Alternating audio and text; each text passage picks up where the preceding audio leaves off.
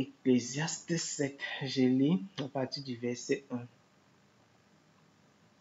Une bonne réputation vaut mieux que le bon parfum, et le jour de la mort que le jour de la naissance.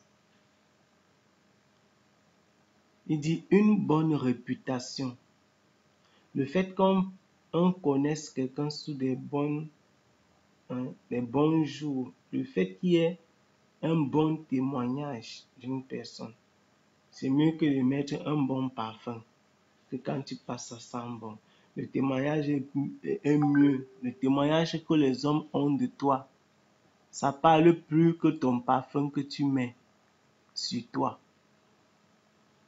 Et le jour de la mort que le jour de la naissance. Ici, dans ce début du chapitre ici, il va parler de la, il va utiliser la mort pour enseigner. Il y a un véritable enseignement que la mort passe. Que la mort passe à chaque être vivant, à chaque personne sur la terre.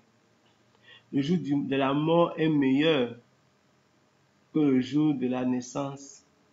Parce qu'au jour de ta mort, pour ceux qui sont dans le Seigneur, bien évidemment, ils retournent à la maison. L'apôtre Pierre dit que nous sommes en pèlerinage. Il parle des jours de notre pèlerinage. C'est pourquoi les personnes qui prêchent le Kingdom Now, comme Ivan Castano, qui parle de bâtir le royaume, de dominer sur la terre. Les gens qui prêchent qu'on doit sur la terre être des chefs, des maîtres, des rois. Nous devons sur la terre être quoi dire? On doit assujettir la terre. Je ne sais pas comment, quelle expression utiliser.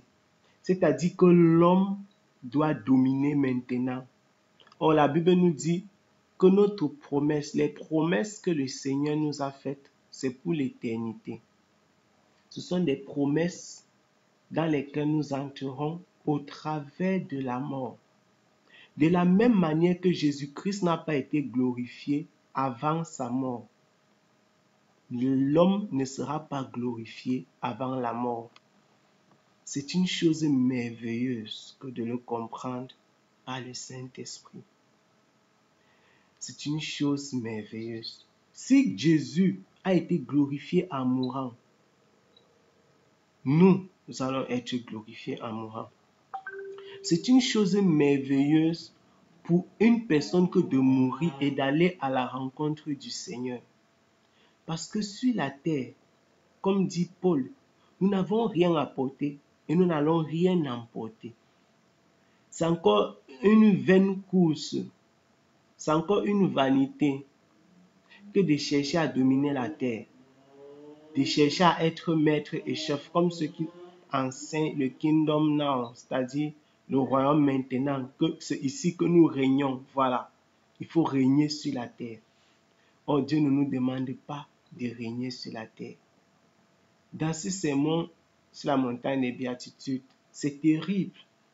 Si nous disons qu'il faut régner sur la terre, qu'il faut être chef, qu'il faut être roi, nous sommes les rois et les reines. Nous sommes les princes et les princesses. Mais dans quel sens? Quelle est la portée spirituelle de cela? Si Jésus dit que heureux les affligés, heureux ceux qui sont tristes, heureux ceux qui ont soif, faim et soif de justice, heureux les opprimés, heureux. Quand il parle de ça, de quoi est-ce qu'il parle? De quoi est-ce qu'il est question? Un bon parfum, c'est rien. Mais une bonne réputation, un bon témoignage, c'est beaucoup de choses. Et ça nous donne l'image de l'homme intérieur et l'image de l'homme extérieur. ce que les pharisiens faisaient et contre quoi le Seigneur Jésus-Christ s'élevait tout le temps. Les pharisiens aimaient le parfum. Je parle du parfum, c'est-à-dire l'image de l'homme qui est visible dans la société. Quelqu'un qui porte les bons vêtements, quelqu'un qui marche et les gens acclament, les gens se lèvent pour qu'il s'assoie. Ou alors on fait les courbettes dans la rue en disant que voici un rabbi, voici un chef, voici un maître.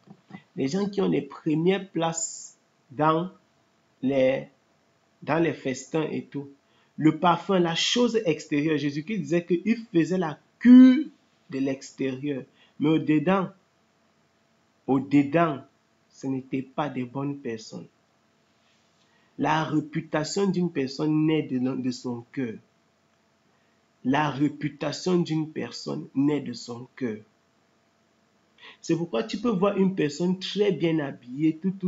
On le voit, on sait qu'il est propre. Mais si tu pars en cachette, tu interroges chaque personne.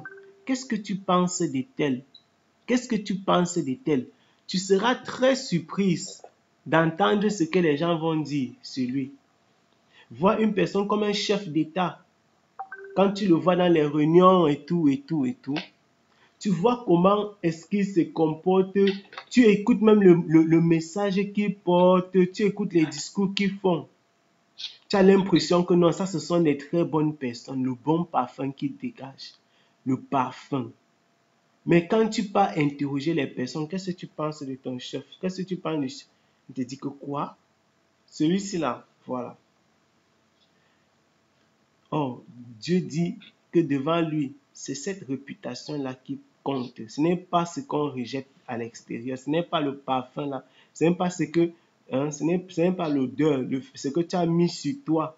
La peinture, le parfum, c'est quelque chose qui vient de l'extérieur. Une personne n'est pas avec le parfum de, je ne sais pas, les marques de parfum. Tu n'es pas avec ça. Le Seigneur dit qu'une bonne réputation, ça vaut mieux que le bon parfum. Et le jour de la mort vaut mieux que le jour de la naissance. Mieux vaut aller dans une maison de deuil que d'aller dans une maison de festin. Car là est la fin de tout homme. Et celui qui vit met cela dans son cœur. Ah, mieux vaut aller dans une maison de deuil. Quand tu pars dans la maison de deuil, c'est souvent une maison de tristesse, une maison de larmes, une maison de pleurs. Il dit qu'il vaut mieux aller là-bas que la maison de festin, la maison où on fête, où on est content, on mange et on boit. Car là est la fin de tout homme. Et celui qui vit met cela dans son cœur. Quand tu te retrouves dans une maison de deuil, la première chose que tu dois te dire, la première chose qui te vient à cœur, c'est que voici la fin de tout homme. Voilà ce que le Seigneur Jésus-Christ est en fait en train de nous dire. Il dit que lorsque tu pars dans une maison de deuil, le mort te dit que c'est ici la fin de tout homme. Donc, chaque fois que tu te retrouves dans un deuil, tu dois dire et te poser la question à toi-même. Et même à ceux qui sont autour de toi, si cela était possible. Si tu meurs, où est-ce que tu vas partir? Si tu meurs maintenant, quelle sera ta fin? Il dit, car là est la fin de tout homme. Chaque fois que tu pars au deuil, si tu pars au deuil 5 fois, il faut que tu te poses 5 fois cette question. Le mort qui est couché là, il est parti où? Ce mort n'écoute plus les questions, il ne répond plus aux questions. Il n'est même plus sensible ni au froid, ni au chaud, ni à la douleur, ni à rien d'autre du monde externe. Il est coupé de la vie. Il ne peut plus apprendre et il ne peut plus reprendre quoi que ce soit. Il ne peut pas recommencer une chose qu'il n'avait pas pu achever. Il ne peut pas continuer. Il ne peut rien faire. Le mort est là, couché inerte. Il ne peut non plus même assumer les choses qu'il avait faites de son vivant. Et ce mort-là nous enseigne que la vie est une vanité. Il dit car là est la fin de tout homme. Il nous enseigne. C'est pourquoi il faut aller dans les maisons de deuil. 1, pour consoler les personnes qui sont affligées. 2, pour écouter la question que le mort pose. Là est la fin de tout homme. Celui qui vit met cela dans son cœur. Mieux vaut la tristesse que le rire. Car la tristesse du visage, car par la tristesse du visage, le cœur devient joyeux. Mieux vaut la tristesse que le rire, car par la tristesse du visage, le cœur devient joyeux. Cette tristesse doit être une tristesse qui vient de Dieu. Parce que la tristesse du monde conduit les personnes à aller dans l'alcool, dans la drogue, à chercher les femmes. Quelqu'un a des soucis avec sa femme. Il commence à rentrer tard parce qu'il est triste.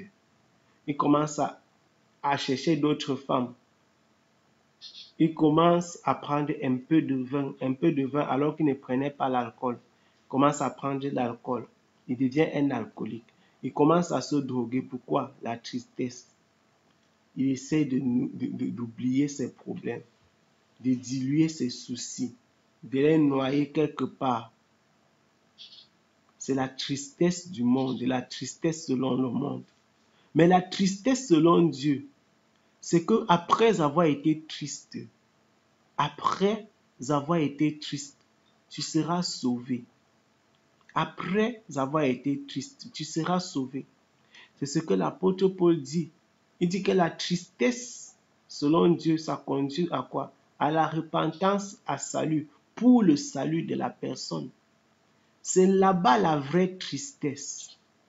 David dit dans le psaume 51 là-bas que le Seigneur ne dédaigne pas un cœur meurtri et contrit. C'est ce cœur que le Seigneur reçoit.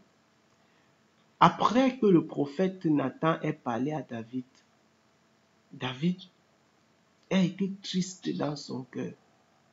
C'est ça qu'il exprime dans ce psaume 51. Il a ressenti de la tristesse. Pas de la tristesse, une tristesse plate, mais une tristesse qui venait de Dieu. Et cette tristesse-là conduit à se repentir. Et plus tard, il est devenu heureux, joyeux. Parce que quoi? Dieu il s'est repenti et Dieu l'a pardonné. Dans ce livre des Actes, Actes chapitre 2, les hommes qui écoutaient l'apôtre Pierre, après avoir écouté, la Bible nous dit qu'ils ont été profondément touchés en eux-mêmes. C'est-à-dire, quand quelqu'un te parle, il te parle d'une chose qui est arrivée, d'une chose qui s'est passée. Je vais lire pour nous cela, parlant de ce Acte chapitre 2.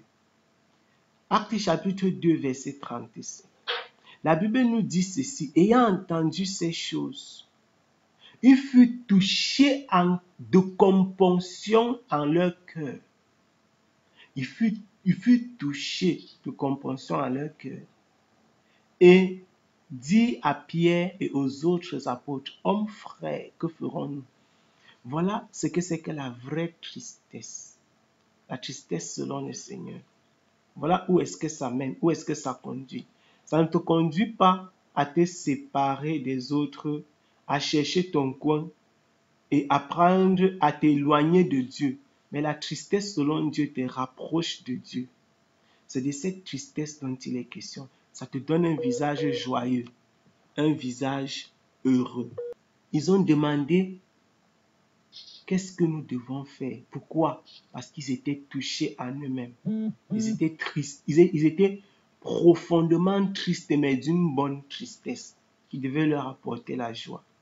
Le cœur des sages est dans la maison de deuil. Mais le cœur des insensés est dans la maison de joie. Effectivement. Parce que celui qui est sage, il apprend à compter son temps. Tous ceux qui sont sages examinent leur voie selon la parole du Seigneur. C'est ça la sagesse. Salomon même nous enseigne et nous dit que la sagesse, c'est la crainte du Seigneur. Le début, le commencement. Quand tu dis que je suis sage, il dit que quoi? Le commencement de la sagesse. Donc quand tu commences à être sage, ça commence par la crainte de Dieu. Donc une personne qui n'a pas la crainte de Dieu n'a même pas encore commencé à être sage. Tous les athées qui sont dehors avec plein de diplômes là, ce sont les insensés devant Dieu. Tous les athées là, ce sont les insensés. Parce que quoi? Ils n'ont pas la crainte de Dieu. La sagesse selon Dieu, c'est sa crainte. C'est pourquoi l'apôtre Paul dit qu'il ne doit pas avoir au milieu de nous beaucoup de sages selon le monde. Les grands docteurs, les professeurs et ceux-ci qui connaissent seulement les choses selon le monde, mais qui ne connaissent rien selon Dieu. Ils peuvent vraiment rendre grâce à Dieu pour ça. Ne pas être sage selon le monde. Parce que quand tu es seulement sage et que tu raisonnes tout en fonction de la sagesse selon le monde, en fonction de la chimie, de la physique, de la biologie, voilà.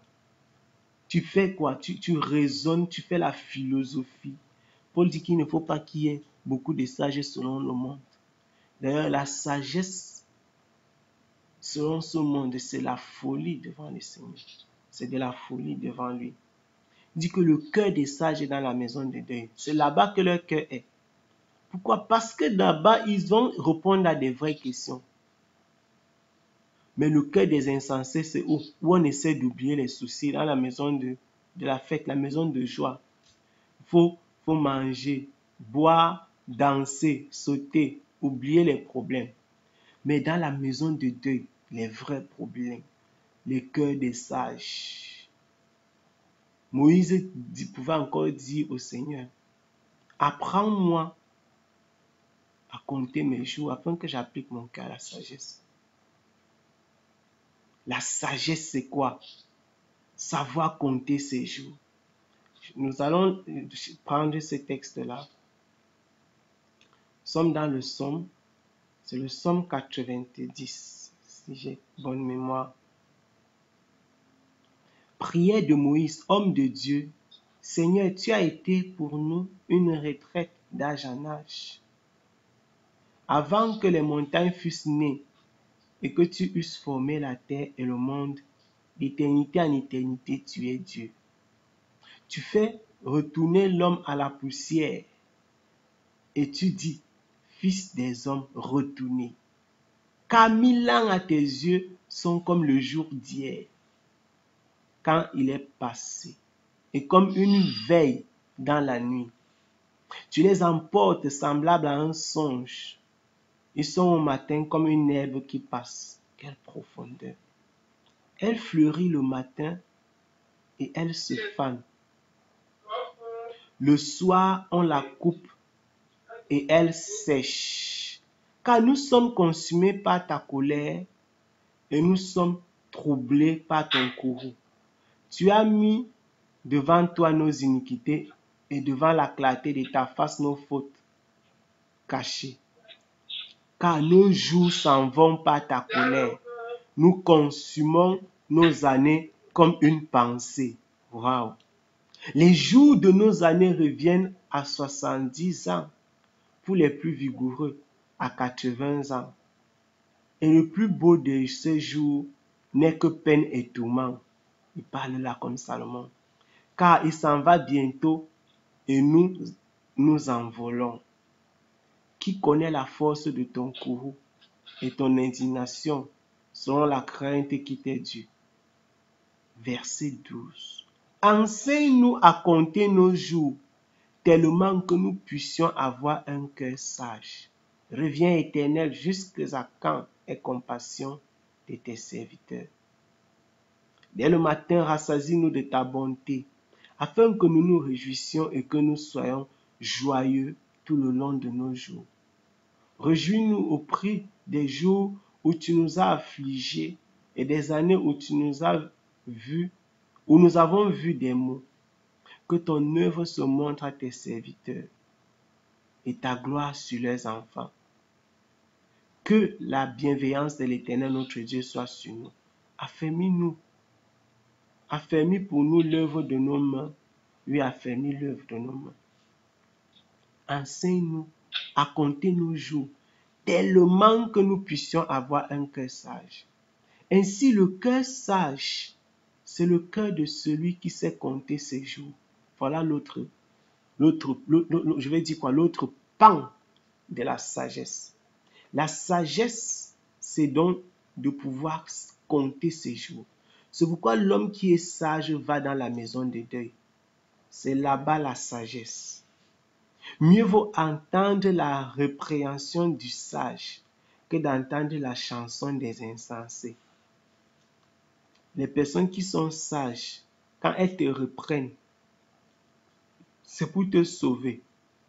Mais quand les insensés chantent, David dit dans ce psaume chapitre 1, heureux l'homme, qui fait comment, qui ne s'assoit pas en compagnie de moqueurs, etc. Quand tu es avec les moteurs, vous faites quoi? Vous pouvez même chanter ensemble. Dire n'importe quoi, n'importe quelle parole peut sortir de votre bouche. Parce que vous êtes ensemble. Et quand tu es avec eux, qu'est-ce qui se passe? Tu écoutes les chansons. Tu fais comme eux. Vous faites les mêmes choses. David dit qu'il vaut mieux que quelqu'un qui est sage te reprenne. C'est-à-dire qu'il te dise que ce que tu as fait n'est pas bien. Que d'entendre les chansons des insensés. Les encensements des insensés. Des insensés qui sont en train de te dire que non, tu as bien fait. Vraiment, c'est une bonne chose. Et tu te réjouis avec eux. Il vaut mieux qu'un sage te dise que tu as mal fait. Ça te sauve, ça sauve ton âme. Que d'entendre la chanson des insensés. Car tel est le bruit des épines sous la chaudière, tel est le rire des insensés. Cela aussi est une vanité. Vraiment.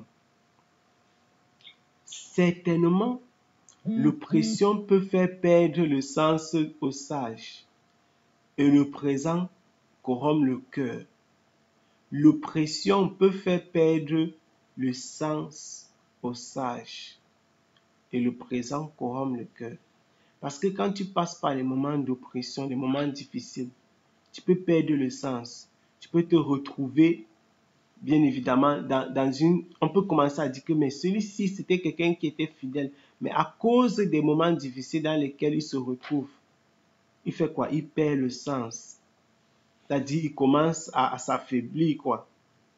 Il y a bien des exemples dans la parole du Seigneur. Et quoi? Et le présent corrompt le cœur. Le présent dont il est question ici, ce n'est pas le présent qui définit le temps. C'est le présent qui est le cadeau. C'est le présent qui est cadeau. C'est-à-dire, faire un présent à une personne. Le présent corrompt le cœur. Le cadeau corrompt le cœur. La corruption. La corruption, c'est souvent, non, je suis pas venu te corrompre. Je suis juste venu te donner quelque chose. Tu parles. Le présent corrompt le cœur. Dieu interdit à dessein à Moïse que tu ne dois rien prendre quand tu juges. D'ailleurs, même en dehors du jugement, il ne prenait rien. Parce que d'autres personnes ont dit, ok, non, je lui donne, c'est juste, je suis juste venu saluer. Non. Donc, il ne recevait pas de présent en Israël, pas de cadeau de quelqu'un, parce qu'il devait juger leurs problèmes. Le présent corrompt le cœur. Certainement, l'oppression peut faire perdre l'essence. Tu peux commencer à douter.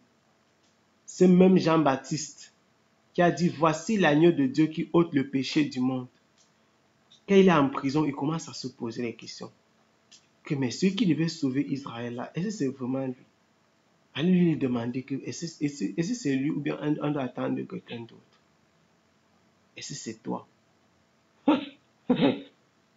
Jésus dit que, mais allez lui dire, Ésaïe chapitre 35, partie du verset 5. Les aveugles voient, les muets parlent, les sourds entendent, les paralytiques marchent. Dites-lui ce que vous avez vu et entendu. Waouh! Il dit, mieux vaut la fin d'une chose que son commencement. Mieux vaut un esprit patient qu'un esprit hautain. La fin d'une chose. Je dirais la fin d'une chose qui se termine bien. Mieux vaut la fin d'une chose que son commencement. Mieux vaut un esprit patient qu'un esprit hautain. La fin d'une chose. Souvent, lorsqu'on commence quelque chose, on ne sait pas si ça va se terminer. On ne sait pas comment ça va se terminer. C'est quand quelque chose arrive à la fin qu'on peut évaluer cette chose. Quelque chose qui s'est terminé en chemin, on ne peut pas l'évaluer. C'est quand quelque chose arrive à la fin qu'on peut dire que oui, c'est bien fini, c'est mal fini. C'est à la fin qu'on peut donner un avis sur une chose. Mieux vaut la fin d'une chose que son commencement. La fin d'une vie, c'est quand une vie est complétée, est arrivée au bout. C'est quand tu arrives au bout de la course qu'on dit, ok, il a couru. Lorsqu'on dit, on dit Avomar, prêt, partez. Tous ceux qui s'arrêtent avant la ligne d'arrivée, on ne les compte pas. Voilà, la fin d'une chose. C'est pourquoi la couronne est pour les vainqueurs. C'est pour ceux qui arriveront au bout, ceux qui vaincront. Ceux qui vaincront. La couronne est pour les vainqueurs. Mieux vaut la fin d'une chose que son commencement. Ne te hâte point dans ton esprit de t'irriter, car l'irritation repose dans le sein des insensés, dans le sein des insensés. Dans ce Luc chapitre 16, le Seigneur parle du sein d'Abraham, le sein d'Abraham, le sein des insensés. Pas le sein qui est un organe, mais le sein qui est l'intérieur, quoi. Voilà. Il dit que quoi? Que il ne faut pas t'irriter. Il ne faut pas te hâter dans ton esprit pour t'irriter, pour rentrer dans la colère. Parce que l'irritation, non, ça dort dans le ventre, si on peut parler comme ça. Là où ça se cache dans le cœur de ceux qui sont insensés. Donc quand tu es quelqu'un qui se fâche trop vite, qui s'irrite trop vite, tu es comme un insensé. Tu montres que tu es un insensé. Parce que l'irritation repose dans leur sein. Ne dis point d'où vient que les jours passés étaient meilleurs que ceux-ci. Car ce n'est point par sagesse que tu t'enquières de cela. Ne dis point d'où vient que les jours passés étaient meilleurs que ceux-ci. Comparez le temps. Dis que mais hier, avant c'était mieux. Donc, une personne qui dans sa vie a toujours cette je vais appeler ça quoi? Cette tendance à vouloir regarder en arrière et trouver les défauts d'aujourd'hui. En disant que hier c'était mieux. Aujourd'hui, tu dis que non, hier samedi, oui, je vais dire hier samedi, parce que chez moi, ça c'est déjà dimanche. Hier samedi était mieux qu'aujourd'hui. Hier, avant-hier, vendredi était mieux. Toujours hier, aujourd'hui, donc nous ne vivons pas aujourd'hui parce que nous comparons hier à aujourd'hui. Il dit encore que ça, ce n'est pas la sagesse. Ce n'est point par sagesse qu'on fait cela. Voilà. La sagesse est aussi bonne qu'un héritage. Elle est un avantage pour ceux qui voient le soleil. Un avantage. Un avantage. Il dit que la sagesse est un avantage. Mais si tu ne l'as pas, c'est une chose grave. Elle est un avantage pour ceux qui voient le soleil. Car on est à couvert à l'ombre de la sagesse et à l'ombre de l'argent. Mais la conscience a cet avantage que la sagesse fait vivre celui qui la possède. La science a cet avantage que la sagesse fait vivre celui qui la possède. La sagesse fait vivre celui qui la possède. La sagesse fait vivre celui qui la possède. C'est pourquoi quand quelqu'un manque de sagesse, on dit vulgairement dans le langage, dans les sociétés, on dit vulgairement au Cameroun que c'est ta bouche qui va te tuer. Parce qu'il y a des personnes véritablement que la partie du cerveau, je vais dire quoi, qui prend les décisions, c'est seulement déposé sur la langue. Dès que tu lui as dit quelque chose, c'est la langue qui a appris, c'est la langue qui a réfléchi, c'est la langue qui a parlé. Voilà. Pas pour dire que, par exemple, il faut supporter le faux. Il faut éviter de parler, même si les gens sont en train de faire ce qui ne marche pas, parce que là, nous ne témoignons pas de la vérité. C'est comme si on avait peur de témoigner de la vérité. C'est comme si on avait, voilà, peur de prendre parti parce qu'on avait peur, on veut sauvegarder notre vie. Non.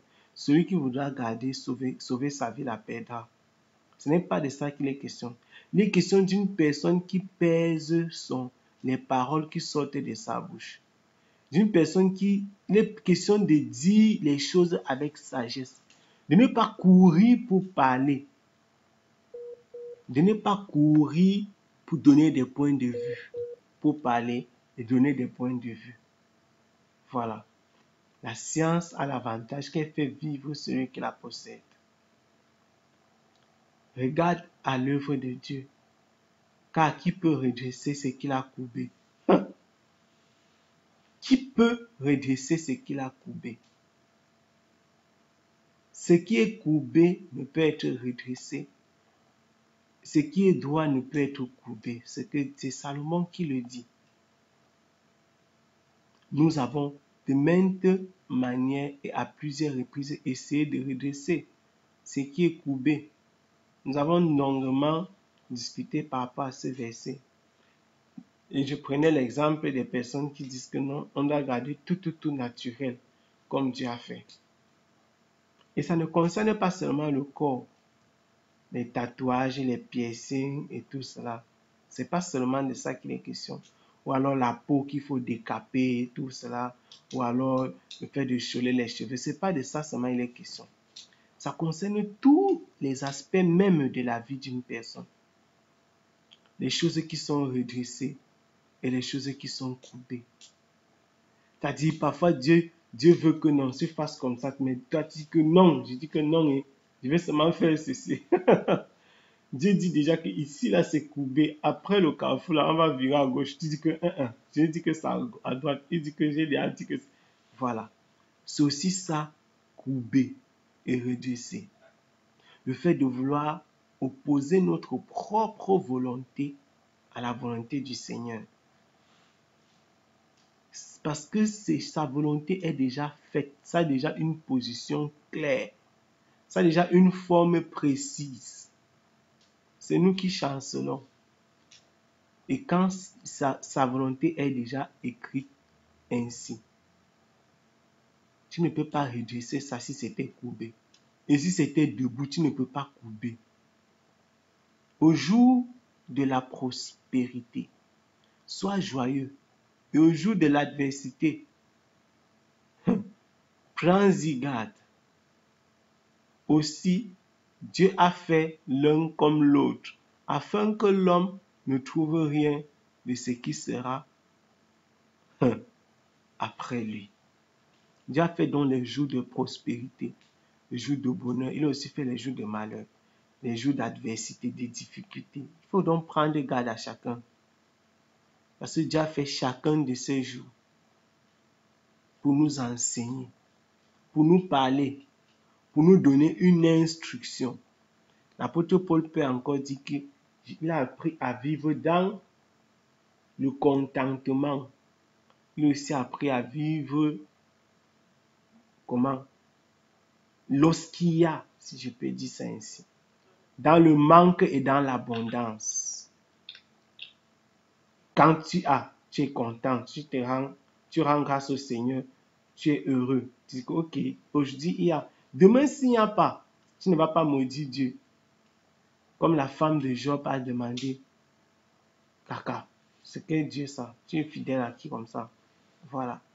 Aujourd'hui, on dit que Dieu, un chrétien, un vrai chrétien ne peut pas être dans le manque. Ah bon? Voici la Bible qui nous dit que Dieu a fait le jour de la prospérité et il a fait le jour de l'adversité, qui est aussi le jour du manque. On doit prendre garde à tous ces jours-là. Et tous ces jours nous enseignent. La prospérité nous enseigne la grâce de Dieu. Parce que quand tu es prospère, tu regardes à ceux qui n'ont pas et tu dois te rendre compte que Dieu a été bon envers toi. La prospérité t'enseigne donc à partager. Et l'abondance t'enseigne à compter sur le Seigneur.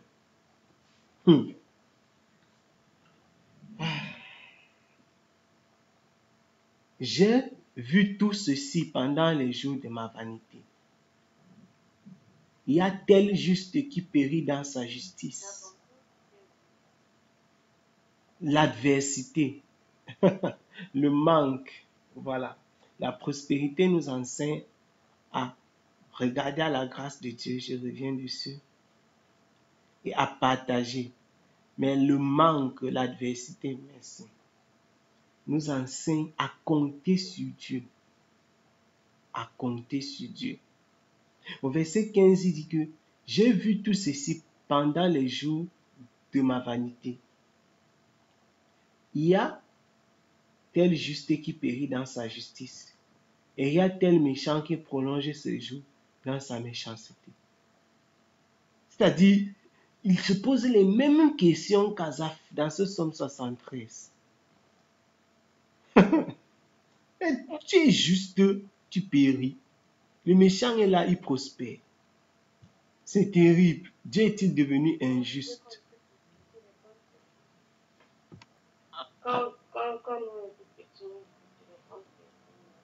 Voilà. On disait que c'est ça. On disait ça justement quand on était petit. On disait aussi que les bonnes choses ne disent jamais. Quand quelqu'un meurt, même qu'il est jeune, là, on dit que vraiment les bonnes choses ne disent jamais. Surtout quand il avait les bonnes qualités. Asaph dit qu'il a regardé. Asaph a plongé le regard dans la société. Il dit que ça, que le méchant prospère. Le gars mange, il prend le poids, il a un bon point. Et moi, je suis là, moi qui suis fidèle, à quoi ça me sert d'être fidèle? D'être dans les problèmes, dans la souffrance. Asaph dit qu'il était en train de se perdre. Il était en train de se perdre dans cette pensée-là, jusqu'à ce qu'il entre dans le sanctuaire de Dieu. Et que Dieu lui révèle que regarde à l'éternité, regarde là où ils vont partir. J'aime tellement ce psaume 73 là. J'aime tellement ça. Le Seigneur m'avait parlé dans ce psaume là une période. J'ai dit que waouh. Le méchant prospère. Voilà ce que Salomon dit. Il dit qu'il a vu pendant les jours de sa vanité que quelqu'un est juste et il périt dans sa justice. On dit que non, on est en train de faire telle chose qui marchons toujours comme ça. Tu dis que non, on ne veut pas faire ça. Pendant que tu es en train d'essayer d'être juste, tu meurs dans ta justice.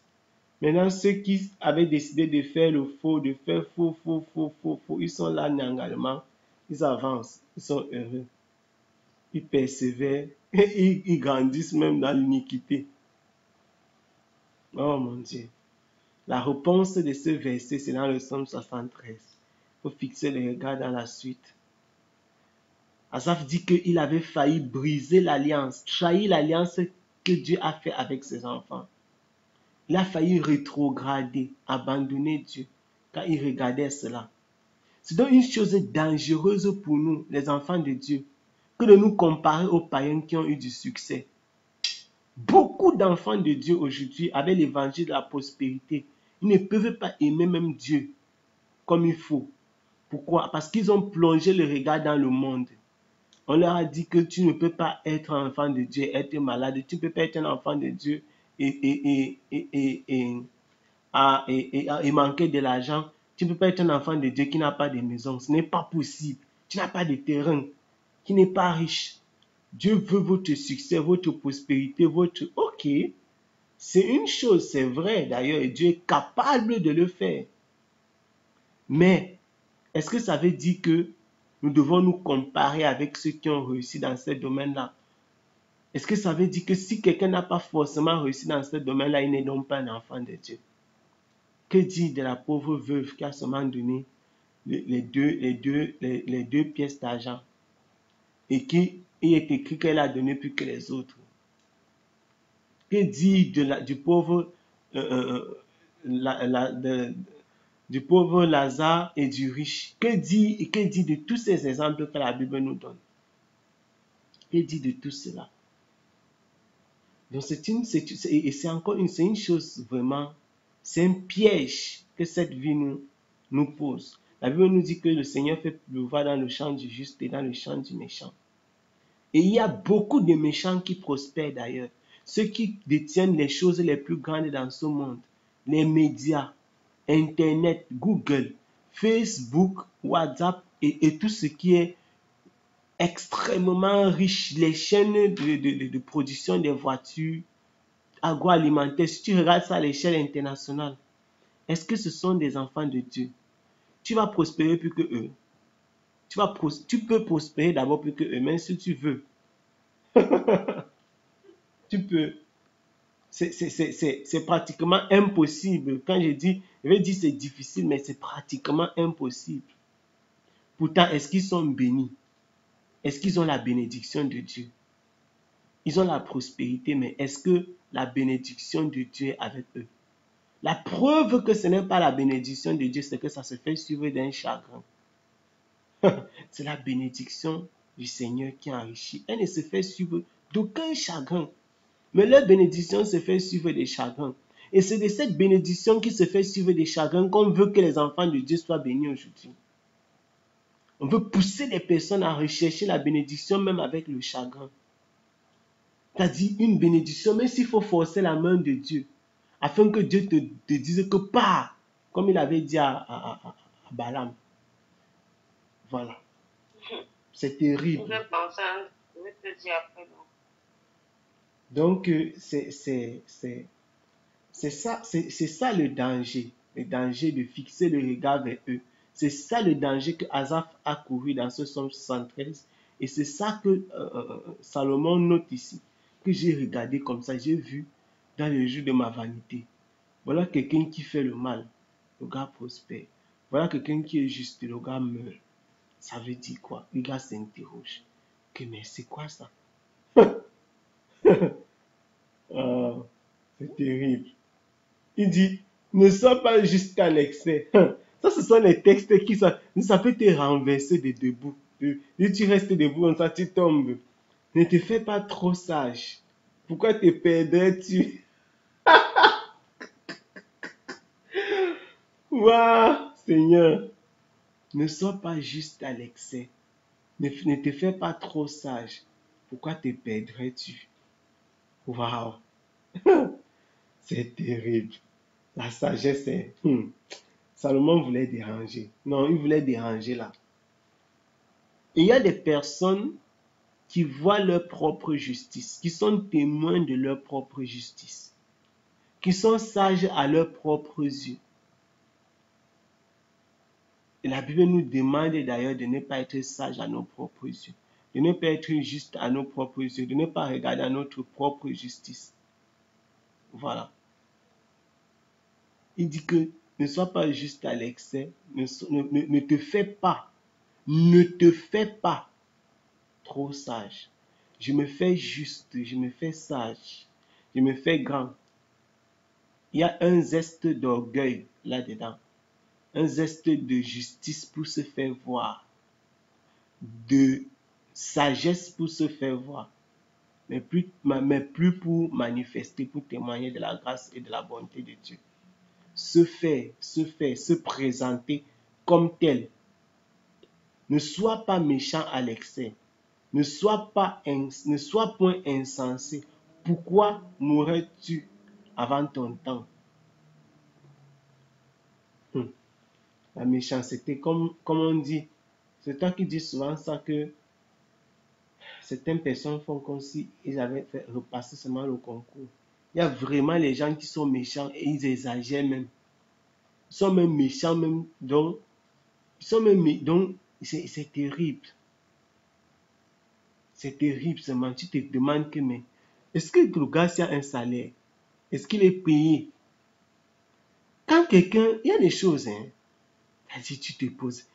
Tout à l'heure, on regardait encore l'histoire du musicien Sidon Moine, dont on annonce la mort. C'est-à-dire, tu t'assois, tu penses quelque chose sur une personne, non? Jusqu'à tu penses même les témoignages. Tu penses la mort de quelqu'un jusqu'à penser les témoignages. C'est terrible.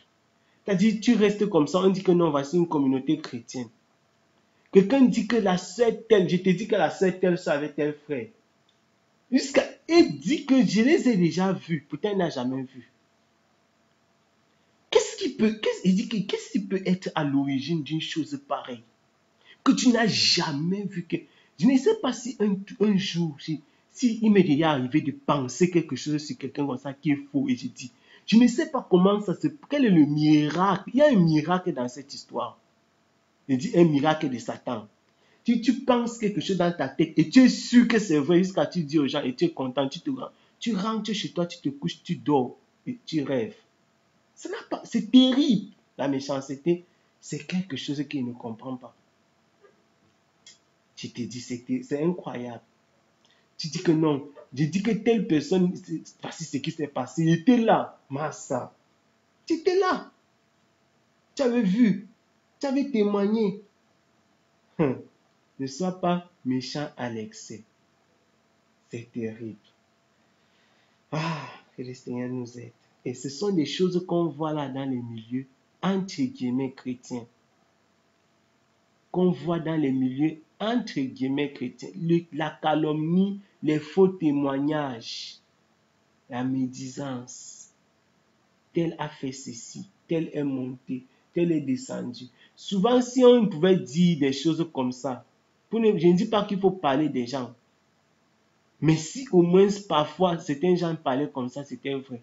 Parce que si au moins en disant que vraiment telle personne parle trop, c'est au moins vrai. Mais il y a des gens qui sont même calmes, mais telle personne va aller s'asseoir et dire que telle personne que tu vois là, voilà, je connais son passé, je connais, il a fait ceci, il a fait le mot.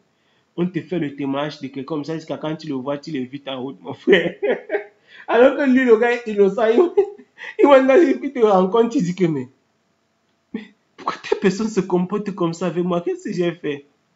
Tu es même dépassé. La méchanceté. Hmm. Tenez quelque part. Il est bon que tu retiennes ceci et que tu ne négliges pas cela. Car celui qui craint Dieu sort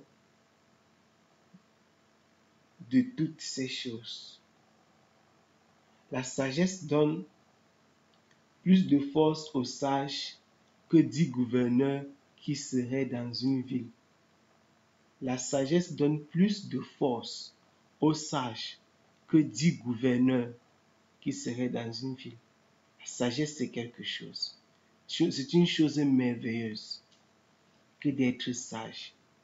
La sagesse nous enseigne beaucoup de choses. Si tu étudies seulement la sagesse, non seulement par les textes de Salomon, et bien d'ailleurs du Christ, et de toutes les personnes que le Saint-Esprit a utilisées pour, tu verras que c'est la sagesse qui te donne la tempérance, la patience, la bénignité, la persévérance. C'est la sagesse qui fait que tu ne parles pas trop. Tu ne parles pas vite. C'est la sagesse qui te fait ne pas rentrer dans la colère trop. Voilà. C'est la sagesse qui t'enseigne à compter tes jours. C'est la sagesse. C'est la sagesse. C'est la sagesse. Nous devons vivre par la sagesse. Et si tu étudies le livre des Proverbes, quand tu arrives au Proverbe chapitre 8, quand tu étudies la sagesse dans ce Proverbe chapitre 8, tu te rends compte que la sagesse, c'est Jésus-Christ. C'est la révélation qui sort de ce texte. La sagesse, c'est Jésus-Christ. C'est pas ça. on va un jour arriver là-bas. Un jour. Je sais comment. Il dit que la sagesse donne plus de force aux sages que 10 gouverneurs qui seraient dans une ville.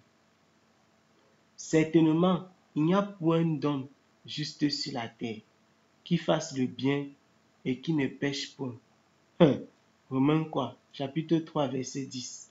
Romains chapitre 3, verset 23.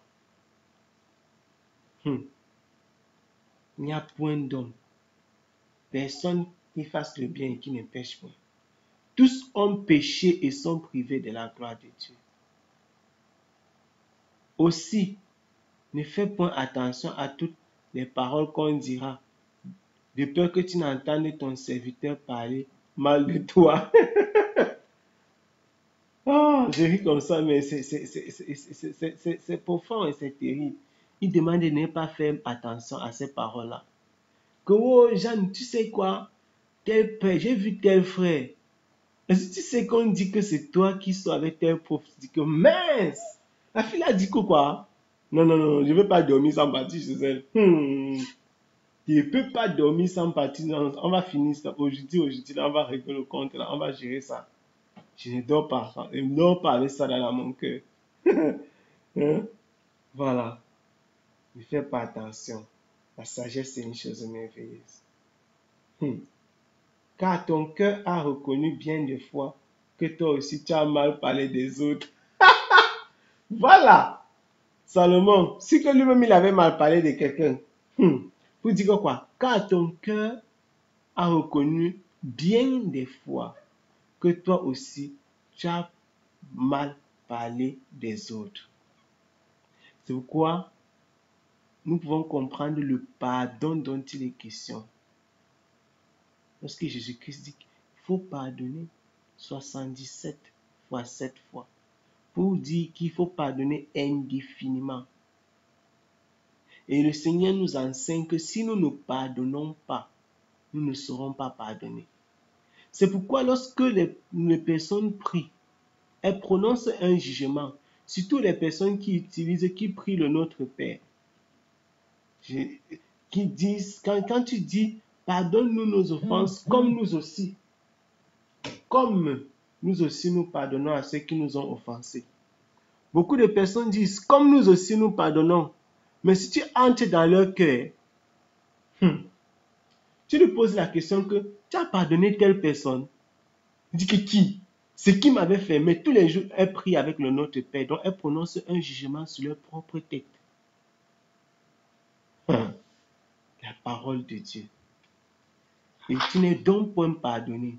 Pourquoi? Parce que toi-même, tu as péché. Si tu n'as pas péché contre une personne, tu as péché contre Dieu. Si tu n'as pas péché contre Dieu, tu as péché contre toi-même. Il y a trois possibilités.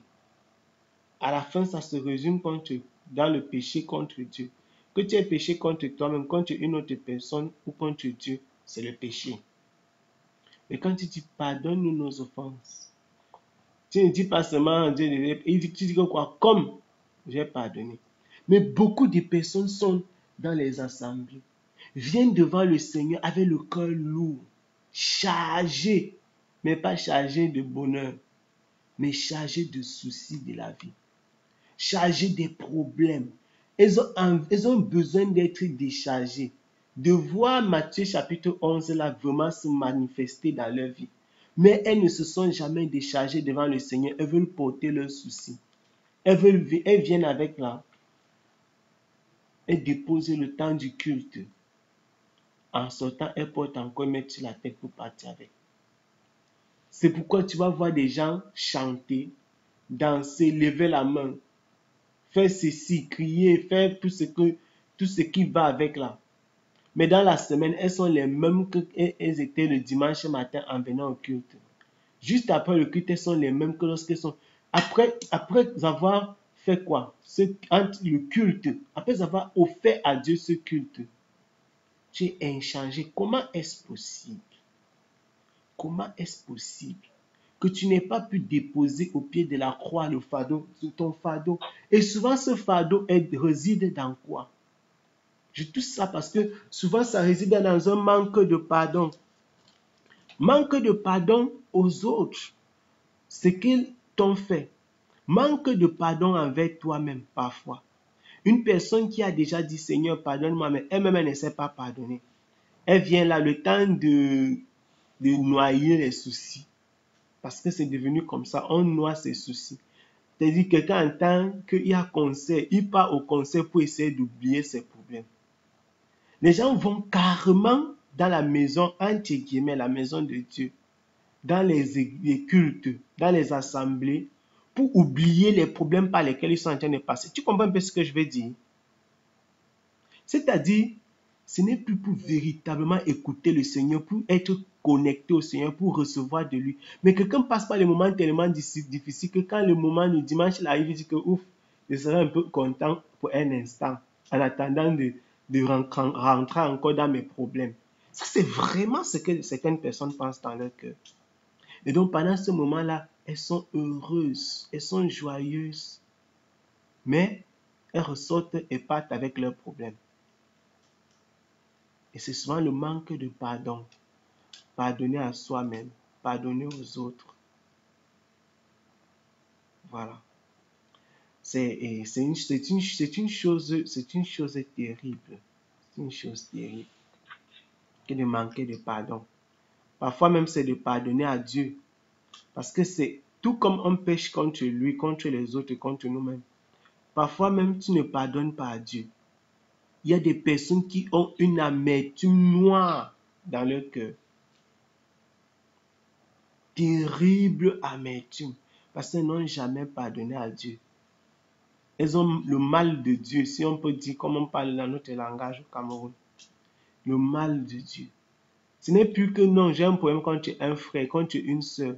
J'ai un problème contre moi. Par exemple, les femmes qui, tu vois, une fille qui elle a commis un avortement dans sa vie, dans son et puis quand elle se convertit, ou alors quand elle se rend véritablement compte, elle ne se pardonne pas cela. Elle est dans l'amertume, dans l'amertume, dans l'amertume.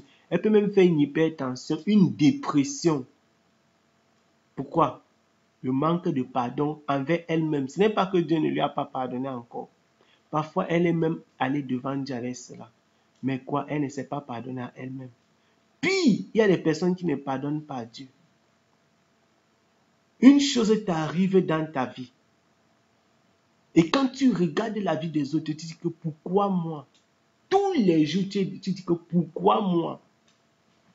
Pourquoi moi? Pourquoi je dois échouer? Pourquoi il ne peut pas avoir la santé comme tout le monde? Et donc dans ton cœur, tu pries. Mais tu n'es pas sincère parce que tu détestes Dieu. En réalité, si on pouvait faire la dissection de ton cœur, on allait voir de la haine contre Dieu dans ton cœur. À cause de l'état de ton cœur quand tu te présentes devant le Seigneur. Il y a des personnes qui ont perdu un être cher. C'est une chose difficile, mais n'ont jamais pardonné à Dieu.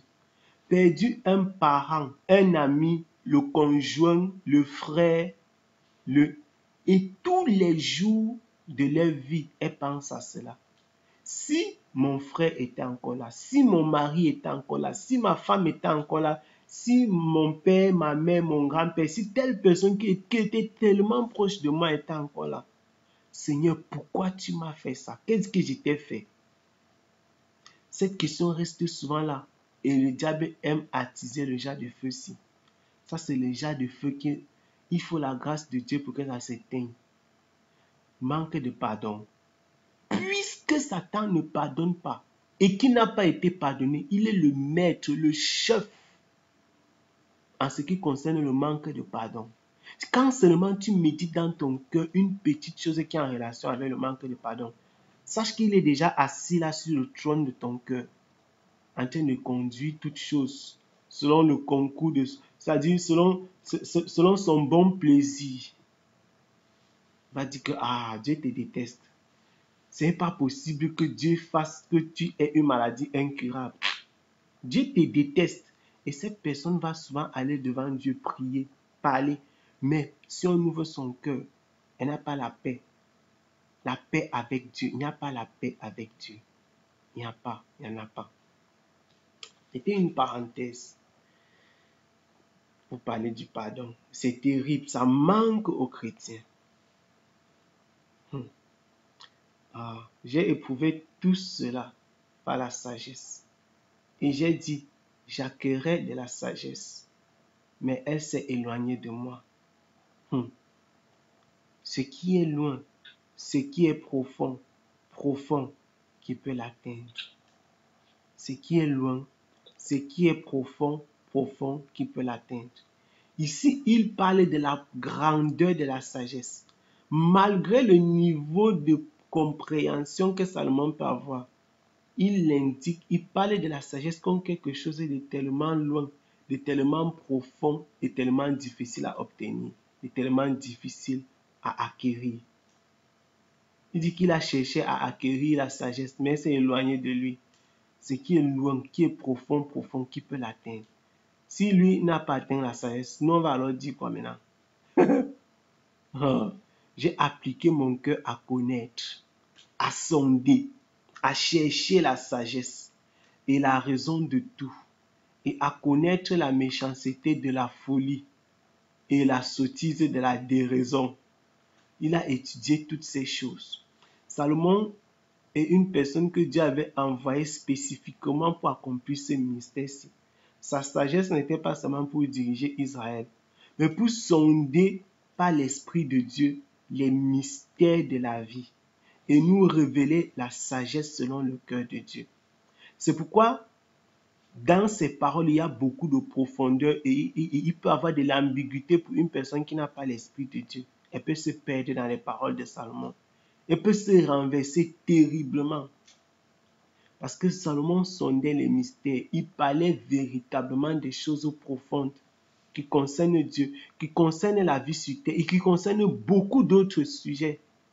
Par exemple, parlant des femmes, parlant du mariage. Salomon fait partie des personnes qui ont beaucoup étudié le mariage, qui ont beaucoup étudié la femme parfaite, la femme vertueuse, le comportement de la femme, etc. Il a connu cela.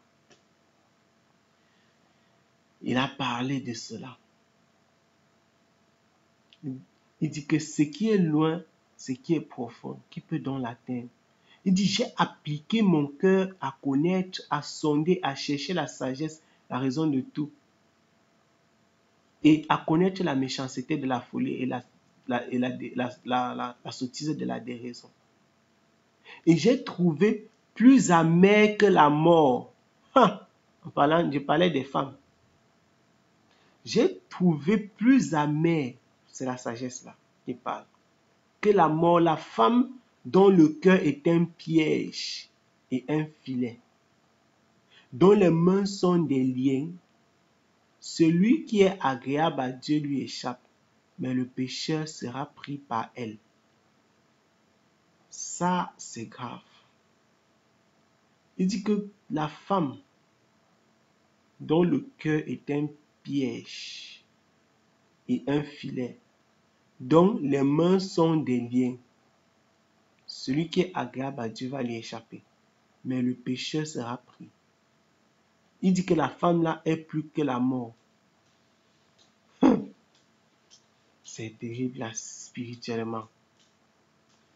La femme qui va te voir comme ça, te faire le clin d'œil.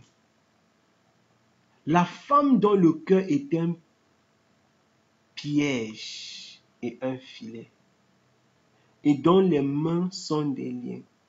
Si on détaille le texte ici, le verset ici, si on développe ça, c'est terrible. Quand une femme s'habille, il y a des femmes qui s'habillent, c'est-à-dire quand elles se placent devant le miroir, elle dit qu'aujourd'hui là, on va me sentir seulement. Elle dit, elle met une courte jupe comme ça jusqu'à elle sent que non.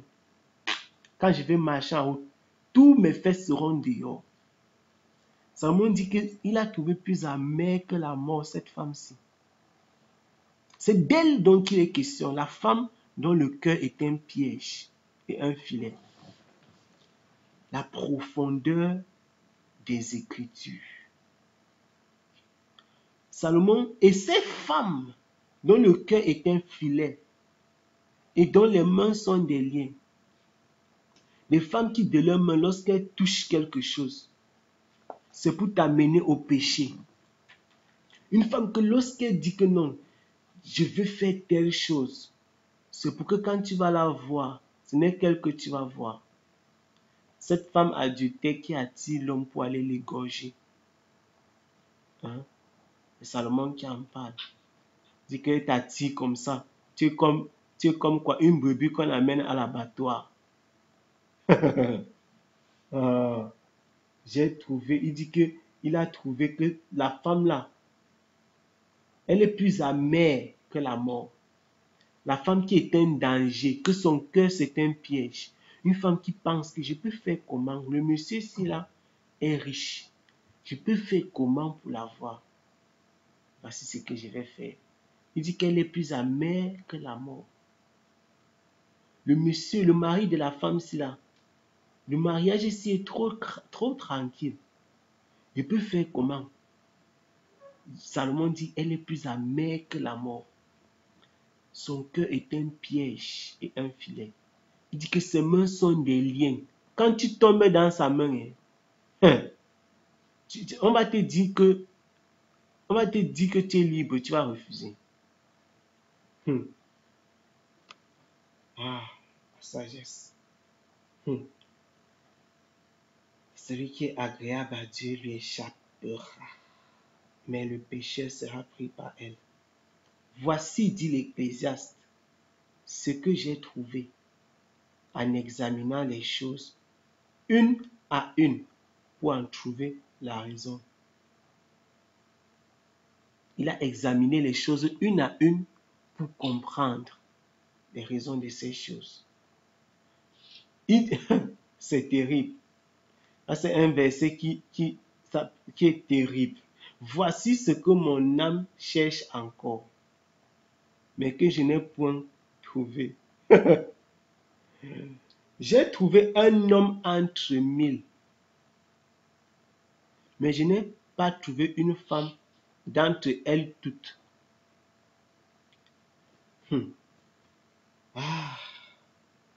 Seulement voici ce que j'ai trouvé, c'est que Dieu a fait l'homme droit, mais ils ont cherché beaucoup de discours. Dans d'autres versions, il parle de détours. Qu'est-ce que Salomon dit? Qu'est-ce que le Saint-Esprit dit? Qu'est-ce que la sagesse dit dans ces versets? Voici ce que ça veut dire. Voici ce que ça dit. Il dit que quand il a regardé parmi les hommes, il y a quelques hommes qui ont le cœur droit. Mais quand il regardait parmi toutes les femmes qu'il a observées, il n'a pas trouvé une seule femme qui soit droite. Il y a quelque chose de spirituel dans ce qu'il est en train de dire. Depuis Genèse chapitre 3,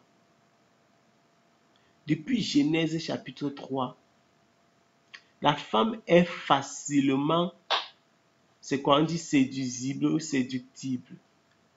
Très facilement par l'ennemi. C'est pourquoi la femme doit davantage veiller sur ses voies que l'homme. C'est pourquoi la femme doit davantage veiller sur ses voies que l'homme. Il suffit, si tu prends un homme et une femme, ils se mettent nus, ils marchent dans la rue. Regarde la personne qu'on va plus observer. On va plus regarder qui? La femme. C'est comme si l'homme n'était même pas nu. Il y a dans le corps de la femme déjà naturellement quelque chose qui attire. La preuve, c'est que même les femmes vont regarder la femme comme si elles étaient des homosexuels. C'est terrible. Il y a un mystère dans le corps de la femme. C'est pourquoi la femme doit peser son cœur. Toutes les femmes doivent peser leur cœur, prendre leur cœur comme ça, déposer dans la parole de Dieu et voir le poids de ça par rapport aux Écritures. À quel niveau je me trouve sur la balance? Du côté de la justice ou du côté de l'injustice? Ça, ce sont des choses ce sont seulement des séminaires. Si on parle seulement comme ça, là, c'est seulement parler et quitter. Parce que ces textes sont profonds. Et si tu prends, Salomon n'est pas le seul qui a étudié la femme dans la Bible. Mais il est l'homme par excellence pour connaître la femme. Quittant de Proverbes et Ecclésiastes, Cantique des Cantiques. Il est l'homme par excellence. Dieu lui a donné ce ministère-là. Dieu lui avait donné ça. Pour connaître la femme, il faut comprendre ses paroles. Et l'Esprit nous révèle donc qu'il y a un danger qui pèse dans le cœur de la femme. Pas que la femme est mauvaise, mais si la femme s'amuse, elle sera mauvaise. Voilà ce que ça veut dire. Donc, la femme doit davantage veiller à sa vie et sur ses voies que l'homme. Voilà ce que ça veut dire simplement. Il dit que quand il a regardé, il a vu un homme sur 1000, mais il n'a pas trouvé de femme. Il n'a pas trouvé de femme. Peut-être parce que les femmes se laissaient conduire comme ça, là, selon la vanité de leurs pensées, etc., etc. Seulement voici ce que j'ai trouvé, c'est que Dieu a fait l'homme droit. Dieu a fait l'homme droit. Ils ont cherché beaucoup de discours, de détours. On te dit que voici la route sur laquelle tu dois marcher. Tu dis non, je ne marche pas sur la route là. Je vais marcher seulement sur ma part. Voici comment il faut. Non, je vais pas suivre ça. Parfois nous disons même à Dieu que ce que tu dis là est trop facile. Voici comment je vais faire. On cherche le difficile, on fait. Dieu a créé l'homme droit. Il a fait quoi? Il a pris plusieurs détours. Dieu nous a créé simple. Il nous a créé droit. On devait être simple et droit. Comme il a fait l'homme et la femme. Mais on a pris quoi? Les détours. Les détours de l'extravagance, les détours de l'amour de l'argent, les détours de l'orgueil, les détours de la vanité. Les détours. On a pris plusieurs détours. On a emprunté 1000 chemins pour nous perdre. Alors que Dieu nous avait fait, il nous a placés sur une seule voie, un seul chemin. On a pris les détours. Ah, Seigneur Jésus-Christ. Que Dieu nous aide. Dieu nous aide. Amen.